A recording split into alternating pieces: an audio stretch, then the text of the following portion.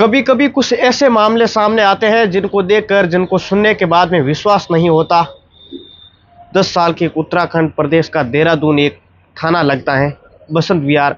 वहाँ के रहने वाली एक महिला अपने ही 16 साल के बेटे को लेकर सीधा थाने पहुँच जाती हैं। वहाँ जाकर कहती हैं कि साहब, मेरे बेटे का पिछले महीनों से शारीरिक शोषण हो रहा है। जैसे ही पुलिस ने ये बात सुनी तो पुलिस पहले तो बात सुनकर हंसने लगती है, मुस्कुराने लगती हैं। लेकिन जब उस महिला ने सीरियस होकर कहा कि बात बात कही तो पुलिस वालों ने उसकी बात सुनने के बाद केवल सुनते ही नहीं है बल्कि एफआईआर भी दर्ज कर लेते हैं। और फिर एफआईआर दर्ज कर दी जाती है। घर ही में रहने वाली एक महिला यानी कि उसकी ही ननद, उसके खिलाफ में एफआईआर दर्ज कर जाती हैं। मामला तब ये कोर्ट में पहुंचता है तो इस मामले की जांच के आदेश दिए जाते हैं। दरअसल जिस महिला के खिलाफ में शिकायत की गई थी वह महिला पेट से थी, यानी कि प्रेग्नेंट थी। अब उसके पेट में जो बच्चा पल रहा था उनका डीएनए सैंपल लिया जाता है और डीएनए सैंपल लेने के बाद में उस 16 साल के लड़के के साथ में मैच कराया जाता है तो वाकई में वो मैच हो जाता है, यानी कि महिला के पेट में एक बच्ची जो पल रही थी वह बच्ची पैदा भी हो जाती है। हालांकि वह पहले से ही शादीशुदा थी और बच्चे को दो बच्चों की माँ होती है। दोनों बच्चों की माँ होने के बावजूद भी अपने ही भतीजे के साथ में वह शारीरिक संबंध बना रही थी और वह बच्चा विरोध करता था तो उसे वह डांटती थी, फटकारती थी। जब मामला अदालत में पहुंच जाता है तो अप्रैल 2024 को इस महिला को 20 साल की कारावास सजा सुनाई जाती है। भारतीय इतिहास में शायद ये पहली बार ऐसी घटना हुई जब किसी लड़के का शोषण या उसके शारीरिक संबंध बनाने के आरोप में किसी महिला को इस तरीके से सजा सुनाई गई है। एक माँ का सही वक्त पर सही फैसला लिया गया था।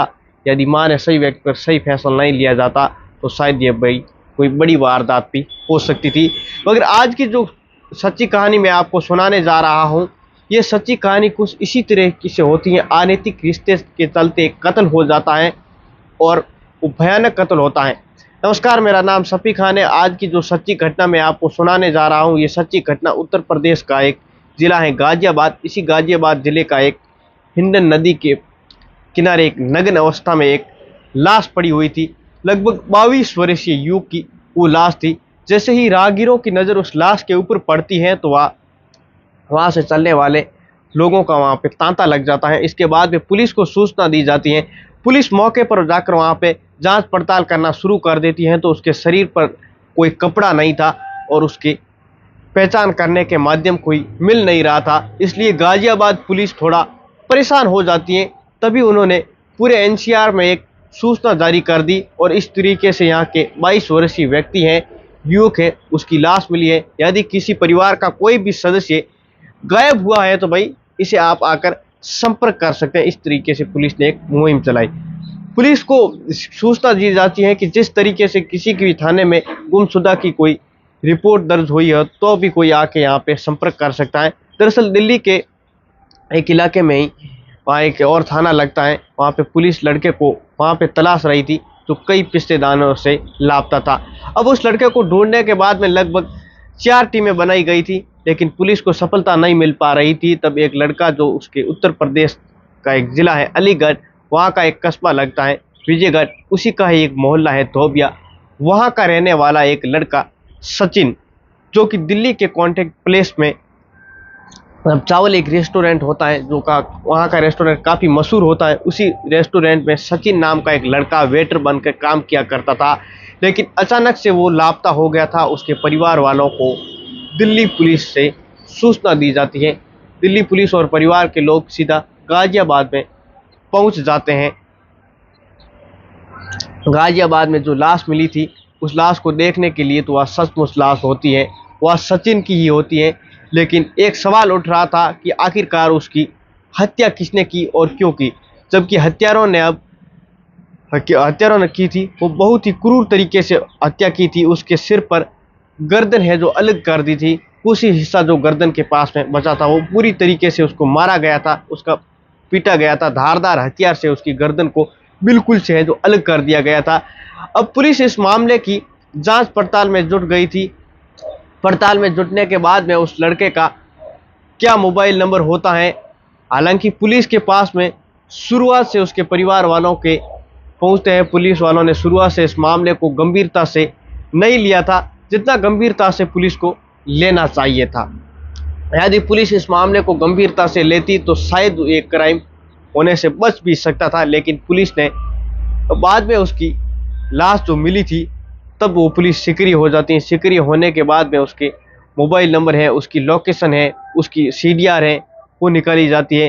मोबाइल की सीडीआर और लोकेशन निकाल कर पुलिस आती है तो दिल्ली में ही एक आखिरी उसकी लोकेशन थी। उस परिवार के लोगों से पूछा जाता है आखिरकार संगम विहार में ये लड़का क्या करने के लिए आया था। तभी परिवार के लोगों ने कहा कि वह संगम विहार में एक कपड़ा फैक्ट्री है, उसके अंदर काम करता था और हो सकता है वहाँ सीधा कहीं से मिलने के लिए गया हुआ था। संगम विहार चला गया हो तो इसके बाद में वहाँ पुलिस ने वहाँ पे ही पता करने की कोशिश की तो संगम विहार का वहाँ के काम करने वाले कौन कौन है, उसके दोस्त कौन कौन थे, कौन कौन वहाँ लोग रहते हैं, उससे कौन परेशान थे। पुलिस वालों ने जब इसका तलाशना चाहते थे तो इसलिए पुलिस वालों ने जितने भी लोगों से पूछताछ कर सकते थे, कैमरे सीसीटीवी खंगालने चाहते थे, सब प्रयास किया, लेकिन पुलिस के प्रयास शुरू से ही लोगों से पूछताछ करते करते जो फैक्ट्री का मालिक होता है, फैक्ट्री का मालिक तक पहुंच जाता है। अगर वहाँ पे दरअसल फैक्ट्री का मालिक होता है, इसका नाम होता है हबीब और उसकी पत्नी का नाम होता है समीना। समीना और दोनों उनके रडार पर लिया जाता है, उनसे पूछताछ करती हैं तो लेकिन शुरुआत में तो वह इधर उधर की बातें करने लगते हैं, लेकिन जब पुलिस ने सख्ती से पूछताछ करने की कोशिश की तो सख्ती से पूछताछ करने के बाद में ऐसा सच सामने आता है जिसको सुनने के बाद में शायद आप लोग भी सोचने पर मजबूर हो जाएंगे। लगभग 2021 को सचिन नाम का एक लड़का विजयनगर धोबिया मोहल्ले में रहने वाला होता है। वह अलीगढ़ का गया हुआ था कमाने के लिए दिल्ली संगम विहार के उसे नौकर का काम लिया जाता है कपड़ा फैक्ट्री के अंदर वह। लेकिन हसीन की जो बीवी थी 29 साल की होती है और सचिन नाम का उम्र का जो व्यक्ति है वो उसकी उम्र 22 साल के आसपास होती है। सचिन और हर्षित की बीवी जो कपड़ा फैक्ट्री का मालिक होता है उसके बीच में दोनों का बीच में कहीं ना कहीं दोस्ती हो जाती है, थोड़ा बहुत करीब आ जाते हैं। पुलिस जांच में पाया जाता है कि समीना और हसीन दोनों आपस में आपत्तिजनक रिश्ते में स्थिति में थे। अचानक से हर्षित के घर में अंदर एंट्री हो जाती है और इसके बाद में वो आंखों से ये दृश्य देखता है तो बल्कि उसने मोबाइल में वो कैद भी कर लेता है और बाद में कैद करने के बाद वो घर से वहाँ से चला जाता है। वापस आता है तो उस लड़के को जिसका नाम सचिन होता है उससे ये अपने यहाँ से नौकरी से निकाल देता है। नौकरी से निकालने के बाद में उसको कहता है कि अब तुम यहाँ पे कभी दिखाई मत देना। लेकिन सचिन और समीना का शायद मिलना जुलना बाद में भी होता रहा। ये फरवरी 2024 को उसने उससे नौकरी से निकाल दिया था और उसके बाद में भी वो रोज़ आता था और मिलता था। हसीना को अब ये बात पता चलती है तो हसीना थोड़ा परेशान हो जाता है, हसीन थोड़ा परेशान हो जाता है। उनकी बीवी को समझाने की वो कोशिश करता है और बीवी शायद उसकी बात सुन नहीं पा रही थी, इसलिए उसने अपने सांडू का बेटा होता है, उसका नाम हसन होता है, उसकी उम्र लगभग 21 साल के आसपास होती है। उनसे पूछता है कि इस मामले में आखिर किया तो क्या किया जाए। वो कहता है कि मौसी जी से किसी भी बहाने से इस लड़के को बुलवा दो। उसके बाद में फिर वो कहते हैं कि ठीक है, वैसा ही होता है। 31 मार्च 2024 को सचिन को किसी भी बहाने से बुलवा लिया जाता है। बुलवाने के बाद में उसे कहा जाता है कि चिड़ियाघर के पास में तुम पहुंच जाना। चिड़ियाघर के पास में जब वो इंतज़ार कर रहे थे, गाड़ी चला रहा था तो हसन होता है, वो सांडू का बेटा होता है, वो पीछे समीना और उसे हस्बैंड बैठा होता है। हसीन जब सचिन वहाँ पे पहुँच जाता है तो सचिन को गाड़ी में बिठा लेते हैं, कहते हैं कि बुलंदशहर में कुछ काम है, बुलंदशहर में घूमने के लिए चलना है, इसलिए तुम गाड़ी में बैठ जाओ। जैसे ही वो लड़का गाड़ी में बैठ जाता है, गाड़ी में बुलंदशहर में जाने के बाद में गाजियाबाद के हिंडल की तरफ लेकर जाते हैं और उसको वहाँ पे जब अंधेरा होता है, आसपास में कोई दिखाई नहीं देता है, तो उस वक्त उस लड़के को हसन और हर्षित दोनों पकड़ लेते हैं और उसी की प्रेमिका का हाथ होता है तो धारदार हथियार से उसकी गर्दन के ऊपर मारता है और गर्दन बिल्कुल अलग कर देते हैं और उसके कपड़े को निकाल कर न्यूड अवस्था में उसको कर देते हैं और उसको नदी में फेंक देते हैं। जब वो हिंद नदी में उसके कपड़े फेंकते हैं तो पुलिस ने इस मामले की जांच पड़ताल की, तब पता चलता है कि पत्नी के अवैध संबंधों के चलते, शक में अवैध संबंधों के चलते इस मामले में इन लोगों ने सचिन की हत्या की थी। जब सचिन के परिवार वालों से, घर वालों से इस मामले के हत्याकांड के बारे में पता चलता है तो उसके रो रो कर बुरे हाल हो जाते हैं।